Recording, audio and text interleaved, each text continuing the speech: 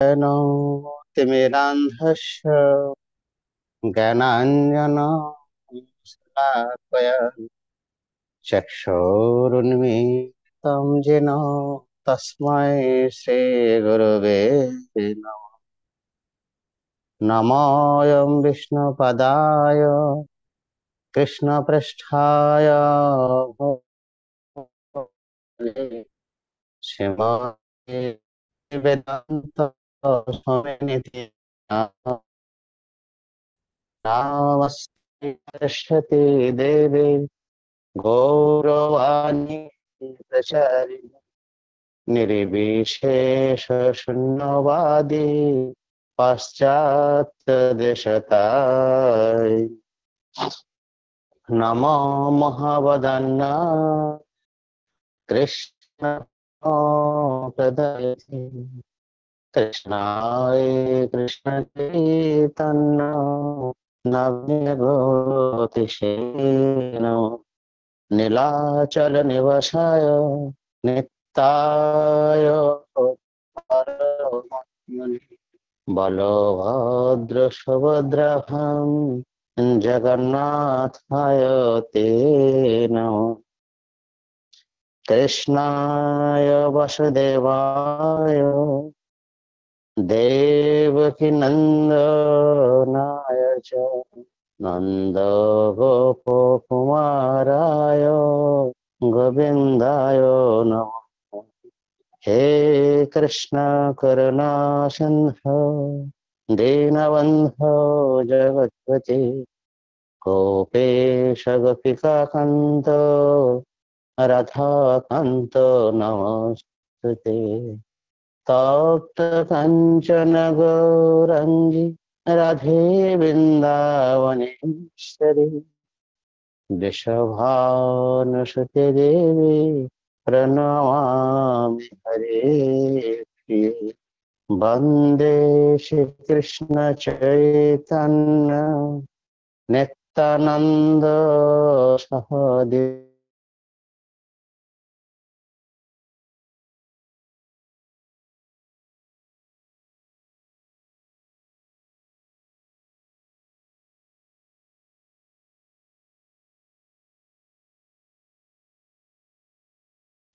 विश्वम्भरो द्विजवरो जुगधर्मा भलो वन्दे जगत्प्रियकरो करुणावतारो क्षीरया ददतो निजगुप्त वित्तम् सप्रेम नमृतमर्थदरम् आपामरोजविदोतर गौरकृष्ण जनभूतमहं प्रपद्ये आनन्दलीला मय विग्रहाय हेमावदिव्यच्छविसुन्दराय तस्मै महाप्रेमरसप्रदाय चैतन्य चन्द्राय नमस्ते नमो नमस्ते नमो नमस्ते। जय श्री कृष्ण चैतन्य प्रभु नित्यानंद श्री अद्वैत गदाधर शिव सादि गौर भक्त वृंद। हरे कृष्ण कृष्ण कृष्ण हरे हरे हरे राम राम राम हरे हरे। नमो ओम विष्णु पदाय कृष्ण पृष्ठाय भूतले श्रीमते जय पताका स्वामिनिधि नामिनी नमो आचार्य पादाय निताय कृपा प्रदायिनी गौर कथा धामदाय नगर গ্রামধারী। তো আমি এই দশম অধ্যায়ের 87 থেকে কয়েকটা শ্লোক তাহলে পড়ছি। হরি বল। ভক্তি প্রভু তাহলে তাই পড়ছি। হরি বল। ओके प्रभु। আচ্ছা। সিন্ধু নদী তীর আর হিমালয় বৃন্দাবন মথুরাদি যত তীর্থ হয়। সিন্ধু নদীর তীরে পর্যন্ত এবং হিমালয় পর্বতের উপত্যকা পর্যন্ত বিস্তৃত হয়ে তা বৃন্দাবন, মথুরা, দ্বারকার আদি সমস্ত তীর্থ সহ সারা ভারত জুড়ে বিস্তার লাভ করল। দুই শাখার প্রেম ফলে সকল হাসিল, প্রেম ফল আস্বাদে লোক উন্মত্ত হইল। এই দুই শাখার ভগবত প্রেমরূপ ফল প্রচুর ভাবে বিতরিত হলো এবং এই ফল আস্বাদন করে সমস্ত মানুষ উন্মত্ত হয়ে গেল। পশ্চিমের লোক সব মূঢ় অনাচার, তাহা প্রচারিল দোহি ভক্তি সদাচার।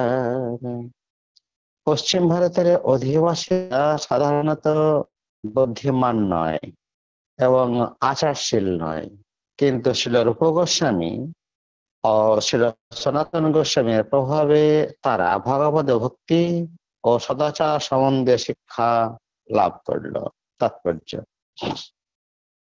এমন নয় যে কেবল পশ্চিম ভারতের মানুষেরা মুসলমানদের সঙ্গ প্রভাবে কলুষিত হয়েছিল, তবে ভারতবর্ষের যত পশ্চিমে যাওয়া যায় দেখা যায় যে মানুষ তত বেশি বৈদিক সংস্কৃতি থেকে বিচ্যুত হয়েছে। আজ থেকে 5000 বছর আগে মহারাজ পরীক্ষিতের রাজত্বকালে বৈদিক সংস্কৃতি সর্বত্র প্রচারিত ছিল, কিন্তু মানুষ ধীরে ধীরে অবৈদিক সংস্কৃতির দ্বারা প্রভাবিত হয়ে ভগবত ভক্তির অনুকূল আচরণ বর্জন করেছে। অত্যন্ত দয়া পরবশ হয়ে শ্রী রূপ গোস্বামী ও শ্রী সনাতন গোস্বামী পশ্চিম ভারতে ভগবত ভক্তি প্রচার করেছেন। তাদের পদাঙ্ক অনুসরণ করে শ্রী চৈতন্য মহাপ্রভুর বাণীর প্রচারকেরা পাশ্চাত্য দেশগুলিতে সংকীর্তন আন্দোলন প্রচার করেছেন এবং বৈষ্ণব আচার শিক্ষা দিচ্ছেন। এভাবেই তাঁরা ম্লেচ্ছ ও জবনদের কলুষ মুক্ত করেছেন।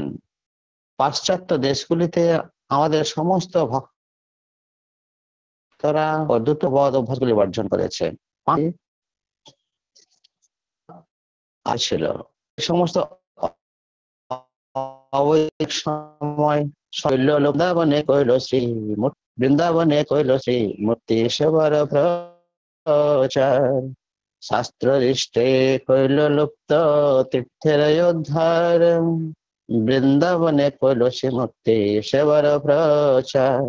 শাস্ত্র প্রমাণের ভিত্তিতে শ্রী রূপ গোস্বামী ও শ্রী সনাতন গোস্বামী বৃন্দাবনের সমস্ত লোকের মহাপ্রভু সেই জলে স্নান করেন এবং ইঙ্গিতে বুঝিয়ে দেন যে সেই স্থলে রাধাকুণ্ড অবস্থিত। তার নির্দেশ অনুসারে শ্রী রূপ গোস্বামী ও শ্রী সনাতন গোস্বামী রাধাকুণ্ড পুনরুদ্ধার করেন। গোস্বামীগণ যে কিভাবে লোকচিত্ত উদ্ধার করেছিলেন এটি তার একটা উজ্জ্বল দৃষ্টান্ত। তেমনি গোস্বামীগণের প্রচেষ্টার ফলেই বৃন্দাবনের প্রধান প্রধান মন্দিরগুলি প্রতিষ্ঠিত হয়েছিল। গোস্বামীগণ প্রথমে বৃন্দাবনের 7টি মুখ্য গৌড়ীয় বৈষ্ণব মন্দিরে প্রতিষ্ঠা করেন, যথা শ্রী মদন মোহন মন্দির, শ্রী গোবিন্দজির মন্দির, শ্রী গোপীনাথজির মন্দির, শ্রী রাধারমন মন্দির, শ্রী রাধা শ্যাম সুন্দর মন্দির, শ্রী রাধা দামোদর মন্দির ও শ্রী গোকুলানন্দজির মন্দির। মহাপ্রভুর প্রিয় ভৃত্য রঘুনাথ দাস সর্বত্যাজি কইল প্রভুর পদতলে বাস। মহাপ্রভুর প্রিয় ভৃত্য রঘুনাথ দাস সর্বত্যাজি কইল প্রভুর পদতলে বাস। চৈতন্য বৃক্ষের ষষ্ঠ চত্বারিংশতিতম শাখা শ্রী রঘুনাথ দাস গোস্বামী ছিলেন শ্রী চৈতন্য মহাপ্রভুর অত্যন্ত প্রিয় ভৃত্য। তাঁরা সমস্ত জাগতিক সম্পদ ত্যাগ করে তিনি সর্বতভাবে শ্রী চৈতন্য মহাপ্রভু শ্রীপাদ পদ্মে শরণাগত হয়েছিলেন। শিলা ভক্তি সিদ্ধান্ত সরস্বতী ঠাকুর তাঁর অনুভাষ্যে বলেছেন, শ্রী রঘুনাথ দাস গোস্বামীর জন্ম হয় খুব সম্ভবত 1416 শতাব্দে কায়স্থ জমিদার হিরান্না মজুমদারের ভাতা গোবর্ধন মজুমদারের পুত্র রূপে। যে গ্রামে তাঁর জন্ম হয়েছিল তার নাম শ্রীকৃষ্ণপুর। কলকাতা থেকে বর্ধমানের রেল লাইনে 30 বিঘা, এখন তার নাম আদি সপ্তগ্রাম নামক একটি স্টেশন আছে। সেই স্টেশন থেকে প্রায় 1.5 মাইল দূরে শ্রীকৃষ্ণপুর গ্রাম। সেখানে ছিল শ্রী রঘুনাথ দাস গোস্বামীর পূর্বপুরুষদের নিবাস। তার পূর্বাশ্রমের পিতা গোবর্ধন দাসের প্রতিষ্ঠিত বলে প্রসিদ্ধ শ্রী শ্রী রাধা গোবিন্দের শ্রীবিগ্রহ এখনো সেখানে বিরাজ করছেন। সেই মন্দিরের সম্মুখে একটি বিস্তৃত প্রাঙ্গণ রয়েছে, কিন্তু কোন নাট মন্দির নেই। হরিচরণ ঘোষ নামক কলকাতা সিমলা অঞ্চলের এক ধনী ব্যক্তি সেই মন্দিরটি সংস্কার করেছেন। মন্দির প্রাঙ্গণটি দেওয়াল দিয়ে ঘেরা। যে গৃহে শিববিগ্রহ বিরাজ করছেন তারই সংলগ্ন একটি ক্ষুদ্র গৃহে প্রস্তর নির্মিত একটি ছোট্ট বেদি রয়েছে। সেখানে বসে ছিল রঘুনাথ দাস গোস্বামী ভজন করতেন। মন্দিরের পাশে রয়েছে মৃতপ্রায় সরস্বতী নদী। ছিল রঘুনাথ দাস গোস্বামীর পূর্বপুরুষেরা ছিলেন বৈষ্ণব এবং যথেষ্ট ধনী। তার গুরু ছিলেন যদুনন্দন আচার্য। ছিল রঘুনাথ দাস গোস্বামী যদিও সংসারী ছিলেন, কিন্তু জমিদারি ও স্ত্রীর প্রতি তার কোনো আসক্তি ছিল না। তার গৃহ ত্যাগ করার প্রবণতা দেখে তার পিতা ও জ্যেষ্ঠ তাতো তাকে চোখে চোখে রাখার জন্য বিশেষ দেহরক্ষীর ব্যবস্থা করেছিলেন, কিন্তু তা সত্ত্বেও তিনি তাদের ফাঁকি দিয়ে শ্রী চৈতন্য মহাপ্রভুর সঙ্গে মিলিত হওয়ার জন্য জগন্নাথপুরীতে চলে যান। সেই ঘটনাটি ঘটে 1439 শতাব্দে। রঘুনাথ দাস গোস্বামী স্তবমালা অথবা স্তবাবলী, দানচরিত ও মুক্তাচরিত নামক 3খানি গ্রন্থ রচনা করেন। তিনি দীর্ঘকাল প্রকট ছিলেন এবং তার জীবনের অধিকাংশ সময় তিনি রাধাকুণ্ডে বাস করেছিলেন। সেই স্থানে রঘুনাথ দাস গোস্বামী ভগবত ভজন করতেন। রাধাকুণ্ডের তীরে সেই স্থানটি এখনো বিরাজমান। তিনি প্রায় সম্পূর্ণভাবে আহার ত্যাগ করেছিলেন, তাই তার শরীর অতিশয় ক্ষীণ ও দুর্বল হয়ে পড়েছিল। তিনি কেবল ভগবানের নাম গ্রহণে নিরন্তর ব্যাপৃত থাকতেন। ধীরে ধীরে তিনি নিদ্রা হ্রাস করে অবশেষে প্রায় নিদ্রা যেতেন না। কথিত আছে যে তার চক্ষু সর্বদা অশ্রুপূর্ণ থাকত। শ্রীনিবাস আচার্য যখন রঘুনাথ দাস গোস্বামীকে দেখতে যান, তখন তিনি তাকে আলিঙ্গন করে আশীর্বাদ করেন। গৌড়দেশে প্রচার করার জন্য শ্রীনিবাস আচার্য তারা আশীর্বাদ প্রার্থনা করেন এবং শ্রীল রঘুনাথ দাস গোস্বামী তাঁর সে প্রার্থনা মঞ্জুর করেন। গৌড় গণদেশ দীপিকায় উল্লেখ করা হয়েছে যে শ্রীল রঘুনাথ দাস গোস্বামী হচ্ছেন রসমঞ্জরী। কখনো কখনো বলা হয় যে তিনি হচ্ছেন রতিমঞ্জরী। প্রভু সমরে পিল তাঁরে স্বরূপের হাতে, প্রভুর গুপ্ত সেবা কইল স্বরূপের সাথে। প্রভু সমরে পিল তাঁরে স্বরূপের হাতে, প্রভুর গুপ্ত সেবা কইল স্বরূপের সাথে। রঘুনাথ দাস গোস্বামী যখন জগন্নাথপুরীতে শ্রী চৈতন্য মহাপ্রভুর কাছে যান, তখন মহাপ্রভু তাকে স্বরূপ দামোদরের হাতে সমর্পণ করেন। এভাবে রঘুনাথ দাস গোস্বামী স্বরূপ দামোদরের সঙ্গে শ্রী চৈতন্য মহাপ্রভু গুপ্ত সেবা করার সুযোগ পেয়েছিলেন। গুপ্ত সেবা বলতে বোঝানো হয়েছে যে সমস্ত সেবাকার্যে বাইরের লোকের কোনো অধিকার নেই। শ্রী চৈতন্য মহাপ্রভুর অন্তরঙ্গ সেবক স্বরূপ দামোদর মহাপ্রভু স্নান, ভোজন, বিশ্রাম ও অঙ্গ মর্দন আদি সেবা করতেন। এবং রঘুনাথ দাস গোস্বামী তাকে সাহায্য করতেন। এইভাবে রঘুনাথ দাস গোস্বামী অত্যন্ত অন্তরঙ্গ ভাবে শ্রী চৈতন্য মহাপ্রভু সেবা করার সুযোগ পেয়েছিলেন। ষোড়শ বৎসর কইল অন্তরঙ্গ সেবন, স্বরূপের অন্তর ধ্যানে আইলা বৃন্দাবন। ষোড়শ বৎসর কইল অন্তরঙ্গ সেবন, স্বরূপের অন্তর ধ্যানে আইলা বৃন্দাবন।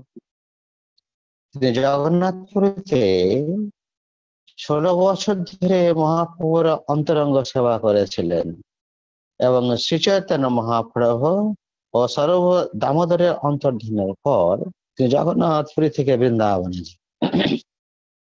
বৃন্দাবনে দুই ভাইয়ের চরণ দেখিয়া গোবর্ধনে ত্যাজিব দেহ ভৃগুপত করিয়া। বৃন্দাবনে দুই ভাইয়ের চরণ দেখিয়া গোবর্ধনে ত্যাজিব দেহ ভৃগুপত করিয়া। রঘুনাথ দাস গোস্বামী সংকল্প করেছিলেন যে বৃন্দাবনে গিয়ে তিনি শিল রূপ গোস্বামী ও শিল সনাতন গোস্বামী সেই পাদপদ্ম দর্শন করবেন এবং তারপর গোবর্ধন পর্বত থেকে ঝাঁপ দিয়ে পুরে দেহ ত্যাগ করবেন। সাধুদের মধ্যে গোবর্ধন পর্বত থেকে ঝাঁপ দিয়ে পুরে দেহ ত্যাগ করার কথা প্রচলিত আছে।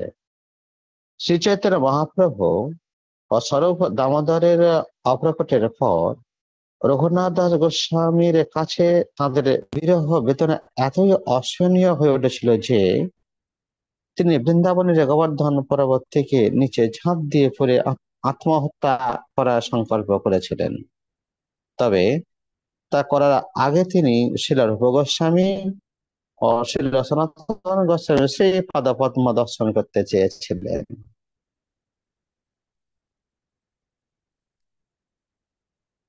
এই তো নিশ্চয় করি আইল বৃন্দাবনে, আশিরূপ সনাতনের বন্দিল চরণে। এই তো নিশ্চয় করি আইল বৃন্দাবনে, আশিরূপ সনাতনের বন্দিল চরণে।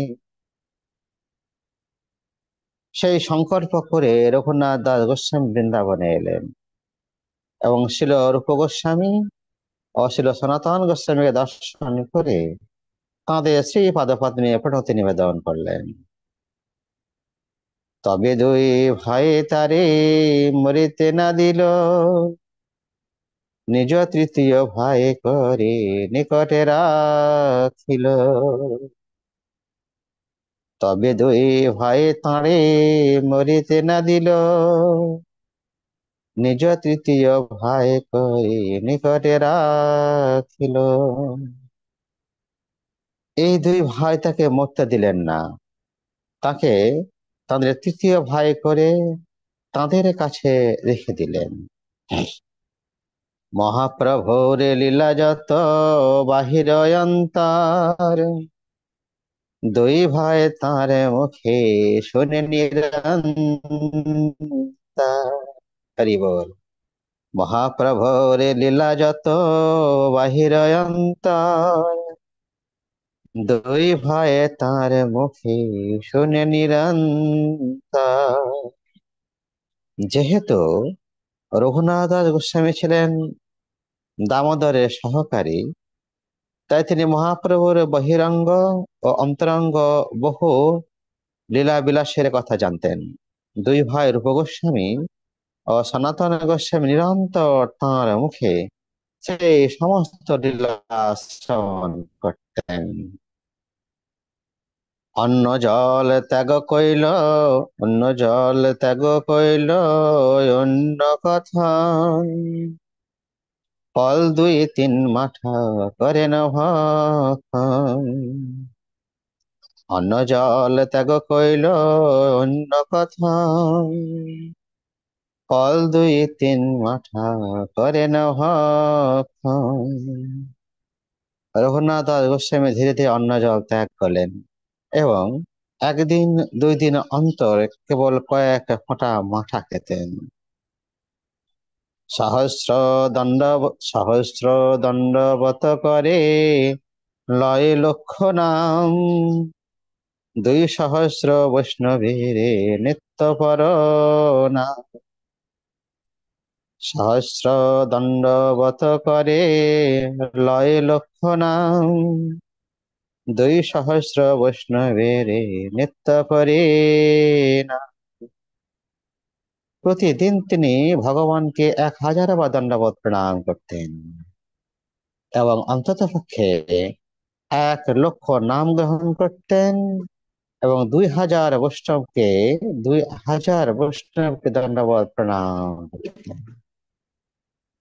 রাত্রি দিনে রাধা কৃষ্ণের মানস সেবন, প্রহরেখ মহাপ্রভুর চরিত্র কথন।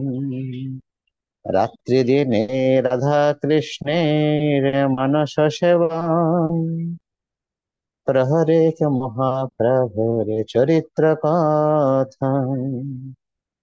দিন রাত তিনি মানসে শ্রী রাধা কৃষ্ণের সেবা করতেন এবং প্রতিদিন তিনি মহাপ্রভুর চরিত্র আলোচনা করতেন। শিলা রঘুনাথ দাস গোস্বামী শ্রী পাদপদ্ম অনুসরণ করে ভগবত ভজন সম্বন্ধে আমাদের বহু কিছু জানবার রয়েছে। সমস্ত গোস্বামীরা যে কিভাবে ভগবানের অপ্রাকৃত সেবা করতেন সেই কথা শ্রীনিবাস আচার্য তার শ্রী শ্রী ঈশ্বর গোস্বামী অষ্টকে বর্ণনা করেছেন। কৃষ্ণ কীর্তন গান নর্তন পর প্রেমামৃত অম্ভনিধি। শিল রঘুনাথ দাস গোস্বামী, শিল রূপ গোস্বামী ও শিল সনাতন গোস্বামীর পদাঙ্ক অনুসরণ করে অত্যন্ত নিষ্ঠা সহকারে ভগবত ভক্তি সম্পাদন করতে হয়, বিশেষ করে ভগবানের নাম কীর্তন করতে হয়। এই তাৎপর্যটা আমার খুব খুব ভালো লাগলো। তিনি সন্ধ্যা রাধা কুণ্ডে অপতিত স্নান, ব্রজবাসী বৈষ্ণবে করে। তিনি সন্ধ্যা রাধা কুণ্ডে অপতিত স্থান, ব্রজবাসী বৈষ্ণবে করে আলিঙ্গন। শিল রঘুনাথ দাস গোস্বামী প্রতিদিন 3 বার রাধা কুণ্ডে স্নান করতেন এবং ব্রজবাসী বৈষ্ণব দেখলেই তাকে আলিঙ্গন করতেন, বহু সম্মান প্রদর্শন করতেন। সার্ধ সপ্ত প্রহর করে ভক্তির সাধনে, চারিদণ্ড নিদ্রা সেহ নহে কোন দিনে। সার্ধ সপ্ত প্রহর করে ভক্তির সাধনে, চারিদণ্ড নিদ্রা সেহ নহে কোন দিনে।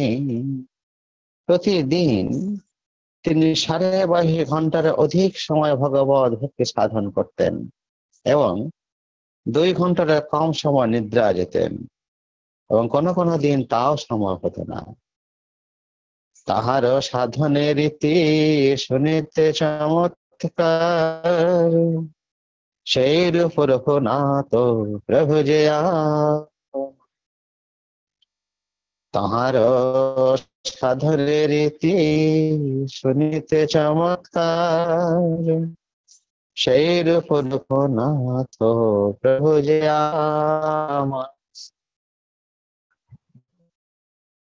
যে তিনি যেভাবে ভগবত ভক্তির অনুশীলন করেছিলেন তা শুনে আমি বিস্ময়ে হতবাক হয়ে যাই। শিল রূপ গোস্বামী ও শিল রঘুনাথ দাস গোস্বামী হচ্ছেন আমার প্রভু। শিল রঘুনাথ দাস, শিল কৃষ্ণদাস কবিরাজ গোস্বামী শিল রঘুনাথ দাস গোস্বামীকে তাঁর বিশেষ পথ প্রদর্শক রূপে গ্রহণ করেছিলেন। তাই শ্রী চৈতন্য চরিতামৃত গ্রন্থের প্রতিটি পরিচ্ছেদের শেষে তিনি বলেছেন, শ্রীরূপ রঘুনাথ পদে যারা আস, চৈতন্য চরিতামৃত পাহে কৃষ্ণ দাস। কখনো কখনো ভ্রান্তি বশত কেউ কেউ মনে করেন যে এই রঘুনাথ শব্দে তিনি রঘুনাথ ভট্ট গোস্বামীকে তাঁর প্রণতি নিবেদন করেছেন। কিন্তু না, স্থানান্তরে উল্লেখ করা হয়েছে যে রঘুনাথ ভট্ট গোস্বামী ছিলেন তার দীক্ষা গুরু। শিলা ভক্তি সিদ্ধান্ত সরস্বতী ঠাকুর সেই কথা স্বীকার করেননি। শিলা রঘুনাথ ভট্ট গোস্বামী যে ছিল কৃষ্ণদাস কবিরাজ গোস্বামী দীক্ষা গুরু ছিলেন তা তিনি স্বীকার করেন না। ইহা সবার জয়ছে হইল প্রভুর মিলন, আগে বিস্তারিয়া তাহা করিব বর্ণন। ইহা সবার জয়ছে হইল প্রভুর মিলন, আগে বিস্তারিয়ে তাহা করিব বর্ণন। এই সমস্ত ভক্তরা কিভাবে শ্রী চৈতন্য মহাপ্রভুর সঙ্গে মিলিত হয়েছিলেন তা আমি বিস্তারিত ভাবে পরে বর্ণনা করব।